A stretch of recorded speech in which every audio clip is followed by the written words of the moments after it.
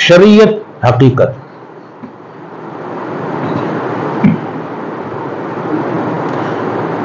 اللہ پاک نے انبیاء کرام علیہ الصلوۃ والسلام کو مبعوث فرمایا. کم و بیش علماء کرام فرماتے ہیں کہ 1,24,000 انبیاء کرام مبعوث ہوئے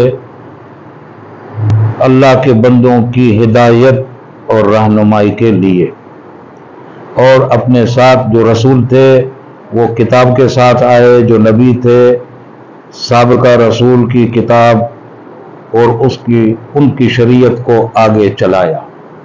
پھر اللہ نے جہاں حالات کے مطابق بندوں کی ہدایت کے لیے ضرورت سمجھی تو پھر کوئی رسول ان کو کہتے ہیں جو کتاب کے ساتھ مبعوث ہوتے ہیں. نبی کو کتاب نہیں ملتا، نبی جو آتا ہے وہ سابقہ رسول کی شریعت اور کتاب پر عمل کرتے دوسروں کو یہ راستہ بتاتا ہے. یہ شریعت میں عبادتیں ہیں، شریعت میں اخلاق ہے، شریعت میں کردار کی پاکیزگی ہے، زبان کی سچائی ہے، قول اور فعل میں یکساں ہونا، اور نفاق سے بری ہو کر دل اور زبان کا ایک ہو، اور تقوی کا حامل ہو، اور صاحب علم ہو، اور سب سے بڑا علم یہ ہے کہ اس کو بندہ بننا آتا ہو. اگر کتابی علم میں پڑھی بندہ رب کا بننا نہ سیکھا وہ جاہل ہے، اس کو صاحب علم نہیں کہیں گے. اللہ پاک ہے صاحب علم یہ ہے کہ ہمارے حضرت فرماتے ہیں بندے کے علم کا کمال یہ ہے کہ اس کو بندہ بننا آ جائے.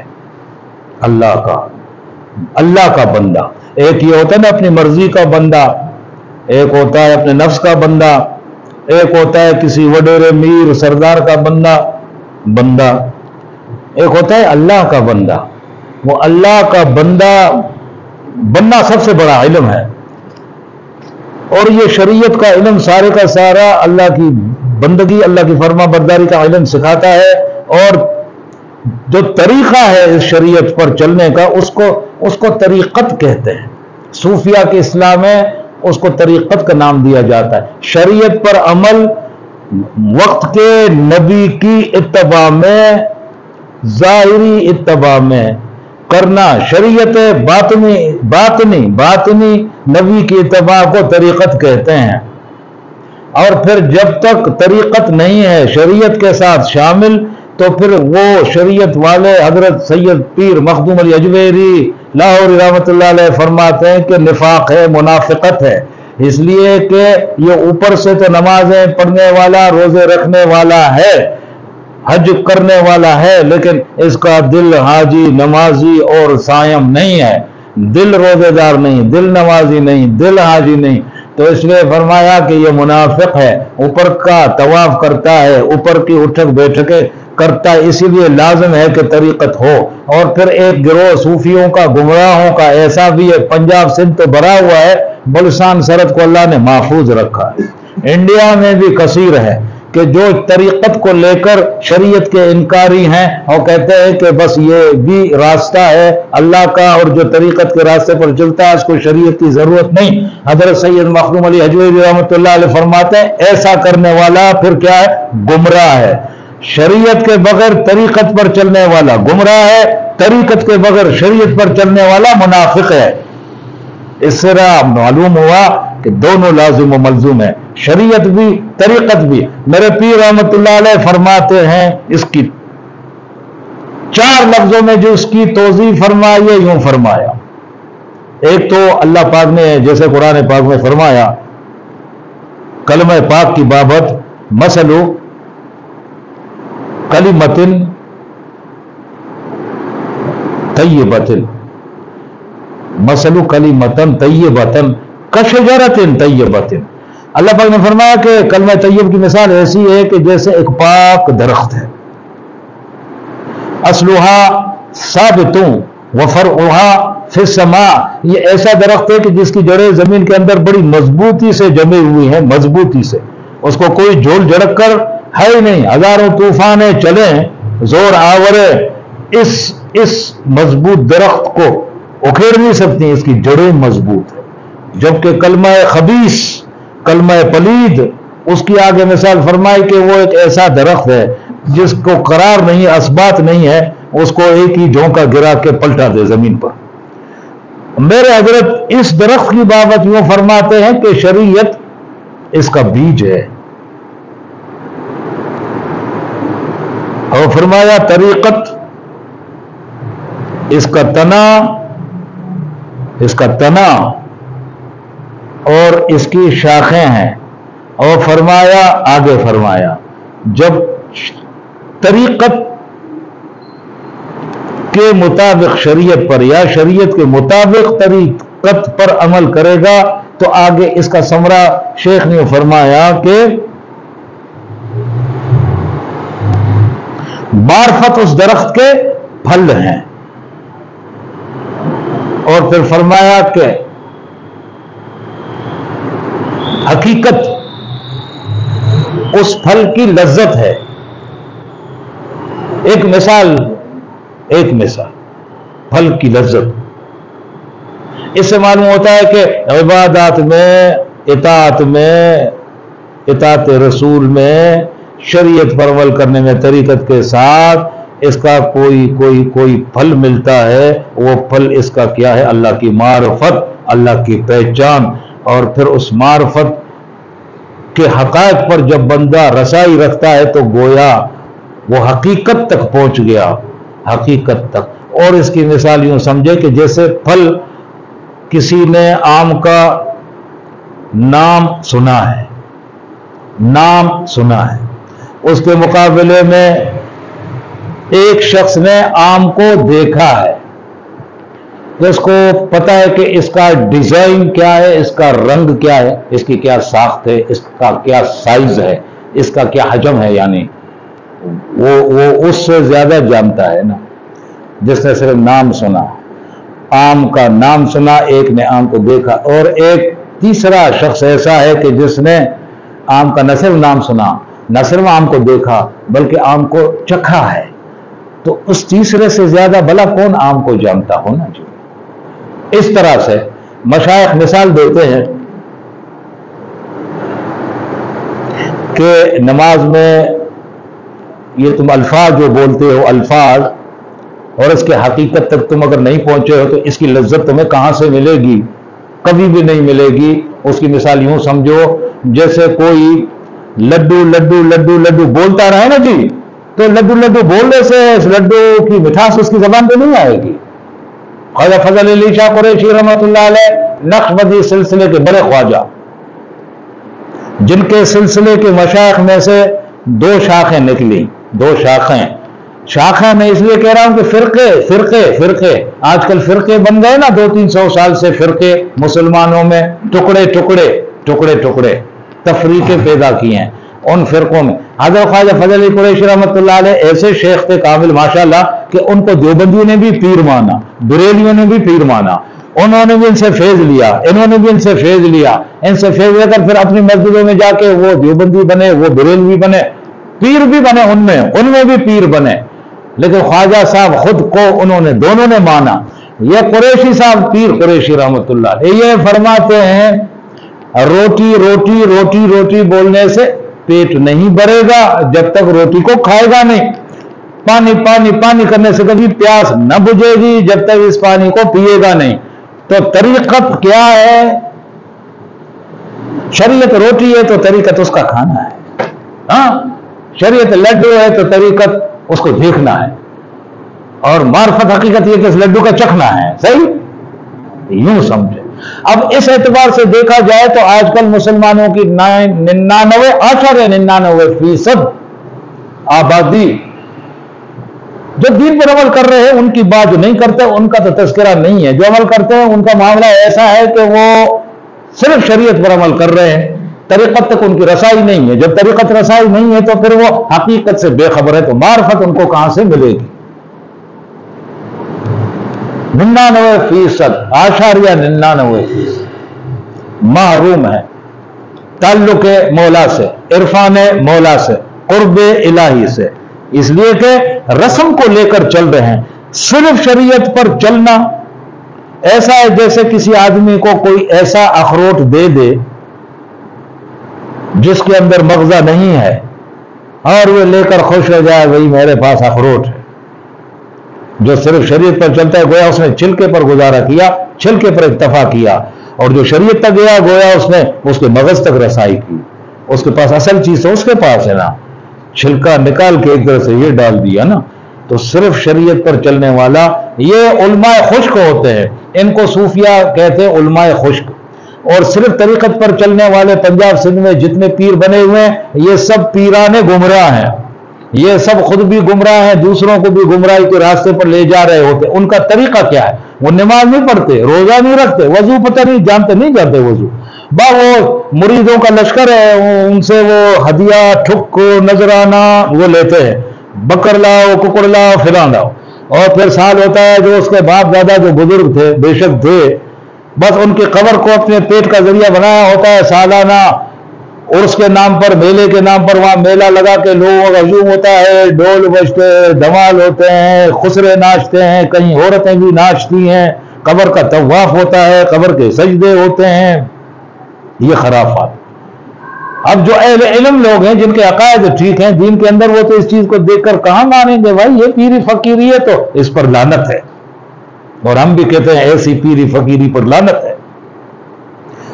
پیری وہ, فقیری وہ کہ رسول صلی اللہ علیہ وسلم کی عین غلامی پر قدم بقدم, ایک سانس, ایک تیلی, ایک تنکا باہر نہ ہو. اب اس کے ساتھ اس کی کیفیات کو حاصل کرے. دو باطنی کیفیات محمد مصطفیٰ صلی اللہ علیہ وسلم کے سینے کے عطر میں پوشیدہ تھے, پوشیدہ ہیں. ان کا اخذ کرنا, ان کو کمانا, ان کا کسب کرنا, یہ طریقت میں ہے. بات یہ شریعت میں یہ سبق نہیں ہے, یہ سبق شریعت میں نہیں ہے, طریقت میں ہے. بات یہ ہوتی ہے کہ جب تک ایک عبادت جذبے کے ساتھ نہ ہو, لگن کے ساتھ نہ ہو, شوق کے ساتھ نہ ہو, وہ عبادت نہیں ہے, مزدوری ہے, مشقت ہے. میرے آقا کریم علیہ الصلوۃ والسلام کا یہ مبارک فرمان ہے کہ بہت سارے روزے دار ایسے ہیں جن کو بھوک اور پیاس کے سوا کچھ نہیں حاصل. بہت سارے نمازی ایسے ہیں جن کو مشقت کے سوا, جسمانی مشقت کے سوا کچھ نہیں حاصل. میرے حضرت جی رحمت اللہ علیہ فرماتے ہیں اللہ کی محبت اور تعلق کے بغیر نماز پڑھنا ایسا ہے جیسے کوئی اٹھک بیٹھک کی کوئی مشق کرتا ہے نا, اٹھک بیٹھک یہ کرتا ہے. تو اس لیے یہ عنوان حضرت نے شریعت و حقیقت کے موضوع پر یوں فرما دیا کہ شریعت حقیقت بھی صوفیہ کے ہاں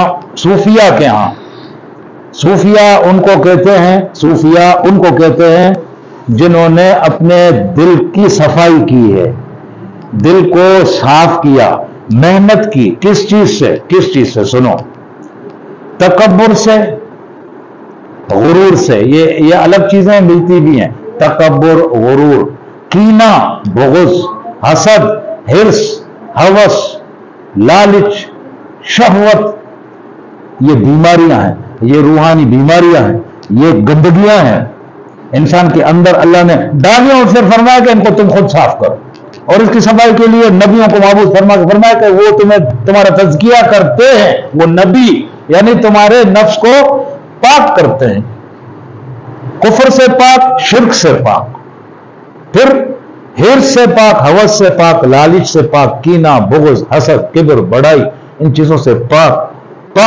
جو دل پاک ہوا, صاف ہوا, جس کا دل صاف ہوا وہ صوفی کہلایا. اور تصوف اس کام کا نام ہے, تصوف. آج کل پوری دنیا کے مسلمان اس علم سے محروم ہیں, اس سے دور ہیں, اس کی رسائی ان تک نہیں ہے, ان تک پہنچانے کا کوئی نظام نہیں ہے. خانقاہوں پر پابندیاں تو بنو امیہ, بنو عباس کے دور میں جو لگی, وہ پر خانقاہ تو نام و نشان مٹا دیں اکثر. آج وہ زمانہ آ گیا کہ یہودی خوش ہے, وہ یہ چاہتا ہے کہ خشک دین پر چلے. اور انگریز جب ادھر آیا ہندوستان کے اندر تو اس نے سب سے تجارت کے نام پر آیا, مملکت اپنی بنائی. اس کے بعد سب سے پہلا جو مشن تھا اس کا یہ تھا, مسلمانوں کے اتحاد کو جب تک ہم توڑیں گے نہیں, یہ جب ایک ہیں, طاقت ہیں, یہ ہمیں کبھی نہ کبھی بگا دیں گے. ان کا شیرازہ بکھیر دو, ان کے اندر افتراق پیدا کرو, ان کے اندر توڑ پیدا کرو, ان کے اندر فرق تفرقہ یہ پیدا کرو. اس کے لیے انہوں نے کیا کیا؟ ہم فرے انگریز کا جاسوس اپنی کتاب میں خود لکھتا ہے کہ ہم نے مصر میں اپنے لوگوں کو عالم دین بنایا، اسلام کا عالم دین، الازہر یونیورسٹی مصر میں اتنے بڑے عالم بن کر آئے کہ شریعت، فلسفہ، منطق، کلام، حدیث سب کے عامل بن گئے، کامل بن گئے۔ ہم نے ایک کو ڈپیوٹ کیا، وہاں حجاز کے رہنے والے، وہ نجد کا ایک علاقہ ہے، وہاں پہ مولانا ہے کوئی، مولانا محمد بن عبد الوہاب، ایک ہم نے اپنا بندہ وہاں بھیج دیا کہ اس کے ایسی محنت کرو اس کے عقائد میں۔ اب انہوں نے کیا کام کیا پتہ ہے؟ ایک تو یہ کام کیا کہ ایک مسلمان ایسا گروہ بناؤ کہ جو توحید سے نکل آئے، جن کے اندر توحید ہے، وہ توحید جو نکلے گی ان کی طاقت ختم ہو جائے گی، اس لیے کہ ایک کو ماننے کی وجہ سے ان کی قوت مضبوط ہے۔ ان کو شرک میں مبتلا کرو، ان کے نبی نے ان کو شرک سے نکالا تھا، آپ ان کو شرک میں مبتلا کرو۔ کس طرح؟ ایک ٹیکنیکل طریقے سے۔ وہ ٹیکنیکل طریقہ یہ بنایا گیا کہ ہم آپ دیکھ رہے ہیں کہ مسلمانوں میں ایسے بھی ہیں، مسجد میں جاتے قبر کو پوچھتے ہیں، مزاروں پہ رش، مسجد ویران، یہ انہی کا بویا ہوا بیج ہے۔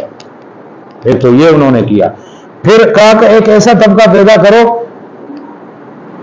جو اگر توحید پر اٹل ہے تو اس کو اس پر اٹل رہنے دو، لیکن اس کی توحید خشک رکھو۔ اس خشک کے لیے ضروری ہے کہ ان کے دلوں میں رسول اللہ صلی اللہ علیہ وسلم کی محبت نکال دو، عظمت کو کم کر دو۔ اس کے لیے پھر انہوں نے انہی علماء کو ڈپیوٹ کیا، مامور کیا، وہ پھر دلائل دے کے بحث کرتے تھے۔ بحث کرنے کے لیے وہ کیا کرتے تھے؟ کسوٹی ان کے ہاں کیا تھی؟ اللہ کے مقابلے میں رسول کو پیش کرنا۔ کیا کہ اللہ کو غیب کا علم ہے، رسول کو نہیں ہے۔ اب یہ بحث میں جو یہ قوم پڑ گئی نا، یہ امت اپنے ہی نبی کے بارے میں، اپنے ہی اللہ کے بارے میں، ان 200-250-300 سالوں میں وہاں تک پہنچی ہے، خدا کی قسم واپسی ناممکن ہے، ناممکن ہے، ناممکن ہے کہ یہاں پر کم از کم کوئی کم و بیش 10-15 نسلیں گزر گئیں زمانے کے ساتھ ساتھ۔ اب کیا نتیجہ یہ ہے نا، دیکھو، کہتا ہے یہ کافر ہے، وہ کہتا ہے وہ کافر ہے، وہ کہتا ہے وہ کافر ہے، وہ کہتا ہے اس کے پیچھے نماز نہیں ہوتی، اس کے پیچھے نماز نہیں، اس کے پیچھے نماز نہیں۔ اب اگر چلو تم سب کافر ہو گئے، تم سب کے پیچھے نماز نہیں ہوتی، ہمارا امام پھر کون ہے جو مسلمان ہو جس کے پیچھے نماز ہوتی ہو؟ پھر ہم جانتے ہیں یہ 200-300 سال زمانے کا پردہ چیر کر وہاں وہ ہمارے امام بیٹھے ہیں، ان میں کوئی دیوبندی نہیں ہے، کوئی اہل حدیث نہیں ہے، کوئی بریلوی نہیں ہے۔ رات میں نے بھائی خدا بخش کو کہا تھا کہ یاد رکھنا، یہ دیوبندی، بریلوی، اہل حدیث کب تخلیق پا گئے؟ جب انگریز بر صغیر میں آیا۔ اس سے پہلے کے زمانے میں سارے مسلمان ایک تھے اور سب مسلمان تھے۔ ان مسلمانوں پھر دو بڑے فرقے یہی تھے، شیعہ اور سنی، شیعہ اور سنی۔ اب کیا ہوا؟ توحید کے نام پر ایک طبقہ ایسا ہے کہ حضور علیہ الصلوۃ والسلام کی بابت یہ سوچتا ہے کہ ان کو تو غیب کا پتہ نہیں ہے، ان کو تو کل کی خبر نہیں ہے، ان کو تو دیوار کے آگے کا پتہ نہیں ہے۔ اپنی تقریروں میں کہتے ہیں، بالکل کھلا کہتے ہیں، آیات قرآنی کو دلیل بنا کر، اور پھر کہتے ہیں کہ علام الغیوب اللہ کی ذات ہے، بے شک اللہ کی ذات علام الغیوب ہے۔ ایک طبقے نے کہا کہ حضور صلی اللہ علیہ وسلم غیب کا علم رکھتے ہیں، تو دوسرے طبقے نے اس کی نفی کر دی اس بات پہ کہ جی تم قرآن کے اس حکم کو کاٹ رہے کہ جس میں اللہ نے فرمایا هو اللہ الذی لا الہ الا هو عالم الغیب، عالم الغیب اللہ کی ذات، علام الغیوب اللہ کی ذات۔ لیکن انہوں نے یہ وضاحت نہیں کی کیونکہ انگریز میں جو پٹی پڑا اس پٹی پر وہ جم گیا۔ اب اس کی وضاحت نہیں کی کہ اللہ عالم الغیب ہے، اللہ علام الغیوب ہے، لیکن اللہ پاک نے اپنے غیب کے علم میں سے اپنے نبیوں کو غیب کا علم عطا کیا ہے۔ یہ بات کاٹ کے کھڑے جم گئے، اور وہ جو طبقہ اس کو ایک پٹڑی پہ لگا دیا، تم بزرگ رہو نا کہ حضور کو غیب کا علم ہے۔ اب وہ پھر شروع میں تو اٹل رہا، آج کل ہم نے دیکھا 40-50 سالوں میں وہ یہ کہتے ہیں کہ جو حضور کو غیب کا علم ہے، لیکن ہم مانتے ہیں کہ اللہ نے دیا ہے، عطائی ہے۔ تو عقیدہ کیا ہے؟ 200-300 سال پہلے پیچھے جانا جی، عقیدہ یہ ہے سنیت کا، ایک شیعت ہے ایک سنیت ہے، پہلے ایسا تھا۔ وہ عقیدہ یہ ہے کہ اللہ عالم الغیب ہے، اللہ پاک نے اپنے غیب کے علم میں سے اپنے نبیوں کو غیب کا علم عطا فرمایا ہے۔ اللہ پاک کا علم غیب ذاتی ہے، علم غیب اللہ کا ذاتی ہے، اللہ کا سارا علم غیبی بھی اور ظاہری بھی اللہ کا ذاتی علم ہے۔ اللہ محتاج نہیں کہ اللہ کو علم کسی اور نے دیا، اللہ کا اپنا علم ہے۔ پھر نبیوں کو جو علم عطا ہوا وہ ذاتی نہیں ہے، وہ عطا ہی ہے اللہ کی طرف سے۔ عقیدہ بس یہ تھا۔ آج لڑ رہے ہیں غیب کا علم ہے، وہ مسجد ادھر گئی، غیب کا علم نہیں ہے، وہ مسجد ادھر گئی، وہ توحید بن کے توہین بن گیا۔ اپنے رسول کے بارے میں کہ اس کو غیب کا پتہ نہیں ہے، غیب کا علم نہیں ہے، کیونکہ انگریز نے وہ پٹڑی چڑھا دی اور یہ نسلوں سے سنتا چلا آ رہا، 14-15 نسلیں گزر گئیں، اس کی آج وہ جم گیا۔ لیکن اللہ جس پر فضل فرمائے، میرے حضرت جی رحمۃ اللہ علیہ فرماتے ہیں اگر جس کو معرفت کامل حاصل ہو جائے اللہ کی، اور جس کو معرفت محمدی حاصل ہو جائے کامل، فرمایا سوال پیدا نہیں ہوتا وہ فرقہ بندی کا شکار ہو۔ یہ لڑائیاں جب لڑ رہے ہیں فضل صحابہ کرام کے اندر، فرمایا تھی کوئی فرقہ پرستی، تھے کوئی الگ الگ ان کی مسجدیں، تھے کوئی صحابہ میں ایسی جماعتیں ان کے پیچھے نہ پڑ اس کے پیچھے نہ پڑ۔ حالانکہ جنگ جمل، جنگ صفین صحابہ کے درمیان لڑی گئی، ایک جماعت حضرت علی رضی اللہ تعالیٰ عنہ کے ساتھ، ایک جماعت حضرت امیر معاویہ رضی اللہ عنہ کے ساتھ تھی، اس کے باوجود بھی مسجدیں جدا نہیں تھیں، ترک عقائد ان کے جدا نہیں تھے۔ بھائی یہ تو بلا ہے ساری انگریز نے لائے یہود، اور آج بھی کام ہو رہا ہے۔ میرے آقا علیہ السلام نے فرمایا کہ ایسا ہوگا کہ بنی اسرائیل کی امت میں 72 فرقے تھے، میری امت میں 73 فرقے ہوں گے، 73 فرقے ہوں گے، اور ان میں سے 72 کے 72 جہنم میں چلے جائیں گے، ایک جنت میں جائے گا۔ صحابہ کرام رضی اللہ تعالیٰ عنہ نے سوال کیا، یا رسول اللہ صلی اللہ علیہ وسلم وہ کون سی جماعت ہوگی جو جنت میں جائے گی؟ آپ صلی اللہ علیہ وسلم فرمایا جو میرے صحابہ کے ترک طریقے پر ہو۔ بعد کے جو عقیدے کھلتے چلے جائیں گے نا جی، ان کی پیروی کرنے والوں کا کی منزل، راستہ، ٹھکانہ اللہ کے رسول صلی اللہ علیہ وسلم نے فرما دیا۔ اور صحیح منزل، صحیح راستہ، صحیح ٹھکانہ وہ کہ عقائد کو صحابہ کرام کے مطابق بنائے گا تو بچے گا، ورنہ بیڑا غرق ہے۔ بھائی یہ بات یاد رکھنے کی ہے۔ یہ مولویوں کی جنگ جھگڑے ہیں نا جی، فرقے کس نے بنائے؟ نبی نے نہیں بنائے، وہ نبی تو اللہ کا ترجمان ہوتا ہے، وہ کہاں اللہ کے دین کو توڑے گا؟ وَاعْتَصِمُوا بِحَبْلِ اللَّهِ جَمِيعًا، اللہ پاک کو فرمایا تھا اللہ کی رسی کو سب مل کر مضبوطی سے پکڑو، مجتمع ہو کر پکڑو۔ حبل، اور وہ رسی کیا ہے؟ وہ قرآن ہے۔ اس قرآن میں اللہ نے بتایا کہ اللہ عالم الغیب ہے، اسی قرآن میں اللہ نے بتایا کہ اللہ پاک غیب کا علم کسی کو نہیں دیتا، ہاں اپنے رسولوں میں فرشتوں میں جس کو چاہے دے دیتا ہے، یہ فرما دیا۔ ہاں البتہ یہ ضرور سمجھنا چاہیے کہ اللہ کا علم غیب، اللہ کا علم غیب اس کی انتہا، اور اللہ کا علم حاضر اس کی انتہا کوئی نہیں ہے، کوئی نہیں ہے، کوئی نہیں۔ بس یوں جانے کہ اللہ کے ظاہری اور غیبی علم کے مقابلے میں کسی بھی نبی کا علم ظاہر غیب ایسا ہے جیسے سمندر کے مقابلے میں قطرہ۔ ٹھیک اس طرح پھر نبی کو جو علم حاضر و غیب حاصل ہے، اس کے نبی کے مقابلے میں اس کی امت کا علم حاضر و غیب اتنا ہے جیسے سمندر کے سامنے قطرہ۔ علم غیب کا انکار نبی کا، قرآن کا انکار ہے، صحیح قرآن کا انکار۔ تو جب قرآن جس کو سمجھ میں آیا وہ فرقے میں نہ گیا، اور جو قرآن کو نہ سمجھا نا، نہ سمجھا۔ قرآن کو سمجھنا آسان نہیں ہے، اس لیے تو اللہ پاک نے نبی بھیجے ہیں، ہر کتاب کے ساتھ نبی بھیجے ہیں، تو اسے محمد رسول اللہ صلی اللہ علیہ وسلم کو کتاب کے ساتھ مبعوث فرمایا نا جی، اور اتارا آپ کے سینے میں، آپ کے سینے کے ذریعے سے ہم تک بات آ رہی ہے، ورنہ ڈائریکٹ اللہ کی بات کون سمجھ سکتا ہے؟ اسی طرح فیضان اللہ کی طرف سے جو نور ہے نا جاری ہے، وہ آج بھی جاری ہے، قیامت کی صبح تک جاری رہے گا۔ وہ نور اللہ پر ڈائریکٹ نہیں اپنے بندوں کو دیتا، بندہ جل کے راکھ ہو جائے۔ ہاں نبی علیہ السلام کے سینے میں اتنی ہے، اتنی وسعت ہے، اتنی قوت ہے، اتنی برداشت ہے کہ اس سینے میں سماتا ہے وہ نور، وہاں سے ذرا ٹھنڈا ہو کے امت کی سینے کی طاقت کے مطابق جتنی حدت وہ سہ سکتا ہے وہ گرمی، اتنی کے مطابق ان پر فیض رواں ہے، سینہ بسینہ، سینہ بسینہ دل کے اندر۔ یہ طریقت کا راز ہے، یہ پھر طریقت کا راز ہے۔ کتاب کا عنوان رہ ہی گیا، وقت بہت نکل گیا، بات بہت طویل ہے، کوشش کی ہے کہ مختصر طور پر سمجھانے کی کہ سب سے پہلے عقائد کا ٹھیک ہونا لازم ہے، اس کے بعد اعمال کو دیکھا جائے گا۔ عقائد درست نہیں ہوں گے، اعمال منہ پر مار دیے جائیں گے۔ اللہ کے بارے میں عقائد، رسول اللہ صلی اللہ علیہ وسلم کے بارے میں عقائد بڑے سے درست ہونے چاہیے، ویسے جیسے صحابہ کرام کے عقائد تھے۔ ہم کسی مولوی کے پابند نہیں ہیں۔ کوئی مولوی، یہ مولوی ہے، نبی نہیں ہے۔ نبی ہے، نبی نے جو فرما دیا وہ کافی ہے۔ سمجھ میں نہیں آئی بات تو صحابہ کرام نے ان کی ذات، ان کا اقوال، ان کے روایات ہمارے لیے کافی ہیں۔ پھر بھی جہاں ہم الجھیں تو پھر ہمارے آئمہ ہے نا، اپنے مسلک کی آئمہ جس کو کہیں نا، فرقہ نہیں ہے وہ، حنفی، شافعی، حنبلی، مالکی، ان سے ہم سمجھیں اور ان سے ہم سمجھے ہیں، بس بات یہاں تک آ گئی۔ اس کے بعد نہ جانے قیامت تک کتنے مولوی امام بہتے رہیں گے، کتنے اماموں کے پیچھے چلیں گے۔ ایک ہمارے امام حضرت شاہ صاحب قریشی رحمۃ اللہ علیہ سے میں پوچھا، حضرت کل فرقہ واریت کی جنگ ہے، ہر ایک ہم سے بھی پوچھتا رہتا ہے بھائی تم کیا ہو؟ وہ مسکرائے۔ میں نے کہا حضرت وہ اس لیے اس سینس میں پوچھتے ہیں کہ یعنی تم شیعہ ہو، دیوبندی ہو، بریلوی ہو، سنی ہو، اہل حدیث ہو، یعنی اس اصطلاح میں۔ پھر مسکرائے، فرمایا ان سے کہہ دو کہ ہم پہلے تو یہ کہ ہم مسلمان ہیں، امتی ہے رسول صلی اللہ علیہ وسلم، صحیح۔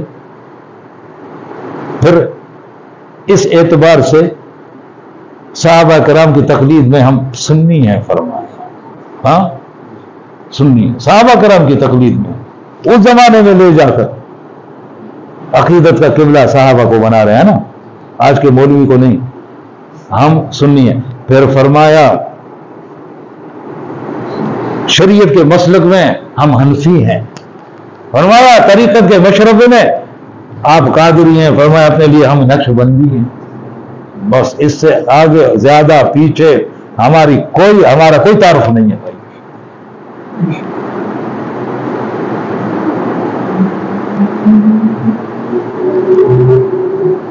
شریعت اوپر کی حرکت ہے، طریقت اندر کی حرکت ہے۔ شریعت نماز ہے، طریقت نیاز ہے۔ شریعت روزہ ہے، طریقت اندر کا تقویٰ ہے، اس کے اصولوں کی تکمیل ہے۔ بہت وقت جا رہا ہے، عنوان تو اتنا طویل ہو رہا ہے، لیکن کہہ رہے ہیں ساری رات بولتے رہے ختم نہیں ہوگا، یہیں پہ اکتفا کر لیتے ہیں، اس لیے کہ آپ حضرات میں بھی تو ذہن اور دل کی وسعت کی کوئی حد ہوتی ہے نا، وہ اسی کو اگر قبول کر کے سنبھالے اپنے اندر تو سبحان اللہ، اس پر الحمدللہ۔ سبحان ربک رب العزة عما یصفون وسلام علی المرسلین والحمد للہ رب العالمین۔